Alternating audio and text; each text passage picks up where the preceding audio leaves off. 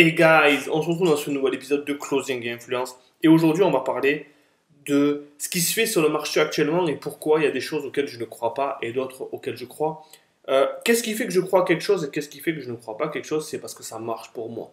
Alors que toutes les méthodes peuvent être bonnes.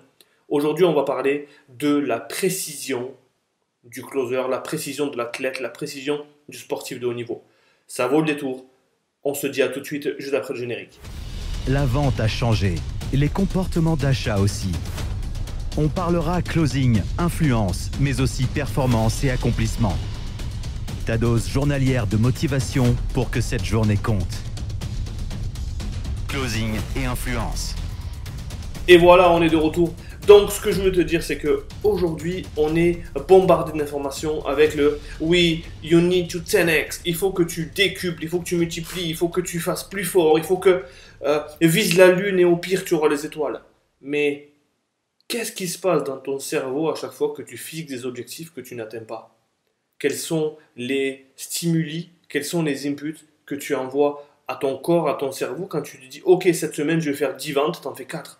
Ok, la semaine prochaine, je fais 20 ventes. Au pire, c'est pas grave parce que j'ai fixé un objectif haut. Non, non. Aujourd'hui, plus tu es précis et plus tu es en contrôle.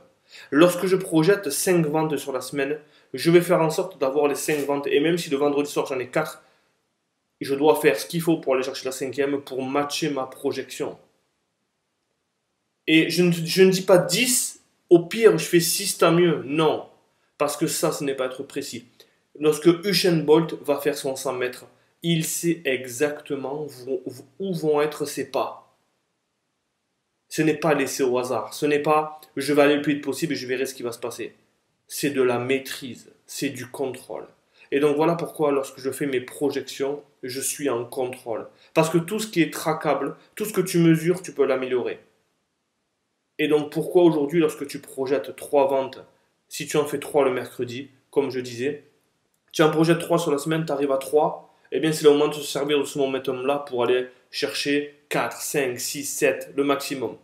Mais si tu as projeté 3 et que le vendredi tu es à 2, tu dois faire ce qu'il faut pour aller chercher la 3e, parce que c'est dans ces moments-là que tu montres que tu n'es pas comme les autres.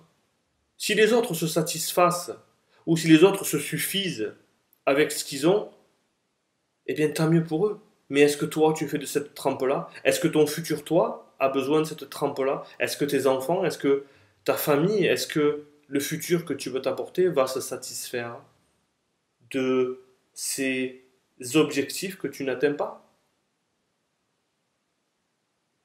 Donc, la force numéro 1 ou numéro 2 ou numéro 3, je dis toujours la force numéro 1, mais c'est vrai, aujourd'hui, plus tu es précis, plus tu es en contrôle. Plus tu es en contrôle, plus tu domines ta journée, plus tu domines ton élément. Et tel un sportif de haut niveau aujourd'hui, c'est pour ça qu'il y a beaucoup d'athlètes de haut niveau qui se reconvertissent dans l'entrepreneuriat, parce qu'ils savent ce que c'est l'autodiscipline, ils savent ce que c'est la performance. Et donc, pour avoir des chiffres tels que tu peux rêver, eh bien, il faut que tu sois précis. Ça marche pour moi, ça marche pour les gens que je coach, ça marche pour mes mentors. La précision aujourd'hui est signe de réussite. Ok? Donc j'espère que ce podcast va te permettre d'accélérer dans ta croissance. Moi, je te souhaite une excellente journée. La journée que tu vas passer, c'est toi qui choisis. Elle va être mal parce que tu l'auras choisi. Elle va être bien aussi parce que tu l'auras choisi. See you guys. Bye bye.